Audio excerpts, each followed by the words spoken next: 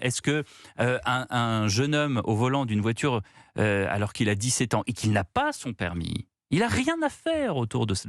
Ça a été le cas pour Naël. On a excusé Naël parce que vous comprenez ceci, cela. Mais il n'a rien à faire. Le début de l'affaire Naël, avant même le tir de ce policier, c'est il n'avait rien à faire au volant d'une voiture. C'est la même chose qui s'est passée tout à l'heure à Nîmes. Un enfant de 8 ans qui traversait sur le passage piéton, il allait à l'école, s'est fait tuer par un type de 17 ans qui n'avait rien à faire dans une voiture. Écoutez, Mélissa Gilles, secrétaire départementale du Gard d'Alliance Police, elle fait le point sur l'enquête et sur la violence du quartier de Pisevin à Nîmes.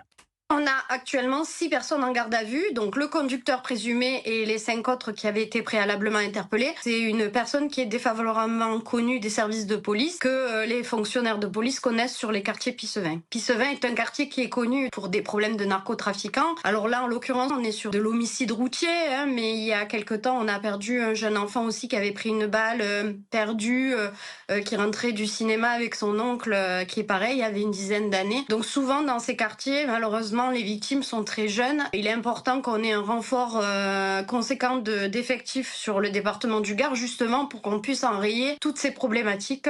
Moi, je veux bien, Madame Mélissa Gilles, un renfort de policiers, mais est-ce que ça suffira ? Est-ce que c'est pas dans la tête ? Est-ce que c'est pas dans l'éducation ? Est-ce que c'est pas dans le changement d'état d'esprit ?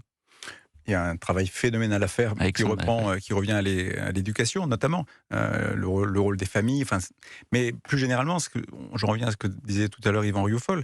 Le sujet, c'est qu'en fait, vous avez maintenant l'insécurité qui devient la règle et l'ordre qui devient l'exception. Et ça, c'est ce que les gens, de manière globale, perçoivent et ressentent. Et vous avez également cette phrase de Mitterrand sur le chômage, donc sur un autre sujet. Vous savez, le chômage, on a tout essayé. Voilà. Et ben là, j'ai l'impression que les politiques disent, vous savez, sur la sécurité, on a tout essayé. Et on a ces gamins qui louent des voitures.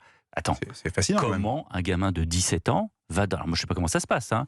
Moi, je vais chez Hertz ou chez Avis pour louer une voiture pour les vacances. Et puis il a filé le volant. Comment tu fais ? Oui. Mais c'est pas possible. Enfin, et on va le laisser. On va dire, vous comprenez, il est d'un milieu défavorisé, mais il a besoin de sensations fortes, donc il a loué une voiture. Faut le comprendre.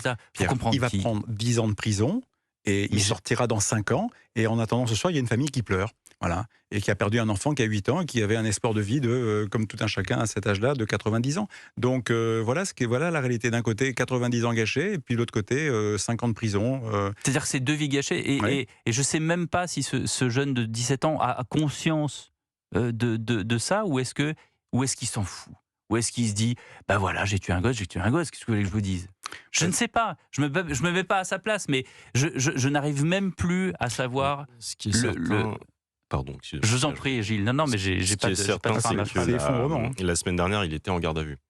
Ça veut dire que c'est un habitué des faits. Une garde à vue de plus. Et ce qui doit nous indigner, c'est qu'il soit toujours dans la rue, qu'il soit toujours en capacité de faire où sont les parents ? Où sont les parents ? Est-ce qu'il y a des parents qui lui disent « Attends, c'est quand même c'est délirant ce que tu fais ». Et il ne faut pas s'étonner qu'aujourd'hui, l'État se soucie de plus en plus de vouloir se substituer par divers moyens aux parents. Cependant, il n'en a pas les moyens.